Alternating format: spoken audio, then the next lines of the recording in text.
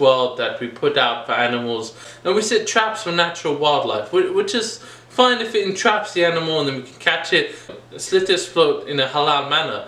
But if you have a trap that catches an animal by the neck and kills it by choking it, and if you intend to eat that thing is not halal, right? If you choke an animal, right, it's only if you're in like one of those you're gonna die situations where like you know, you have no choice, right? But other than that, if you're trapping an animal with a method that chokes it, it's not halal, brothers and sisters. If you're gonna trap something, you gotta kill it humanely. You know, in Islam, if you're gonna eat an animal, you at least gotta do it humanely. You know, if you're gonna eat a cow, you know, you take that cow out, let it graze.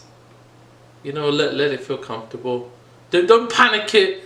You know, because you know, if they have them in those factories, those cow factories, and they're just being pushed in, and they can see the cow dying in front of them, and they're like, shit, it's gonna happen, it's gonna happen, it's gonna happen, right? It puts adrenaline in the meat, and it's not good. So you just gotta carefully, you know, take it out. Let know it's okay. Let it eat, and then slit its throat. You know, you gotta take the animal and just take it halal. You know, do it humanely. You know, you're not allowed to just like randomly kill things for fun. And there's another thing. Killing for sport, that's not good at all. It's not halal. It's not good. You know, there's only a few times you're allowed to kill animals, you know, like to defend yourself. Or if they're like pests and rodents and stuff. Or if you can eat those things. You know, you're not allowed to kill for fun. And, you know, if you're going to eat something, don't choke it. Please, brothers and sisters, I'm telling you now.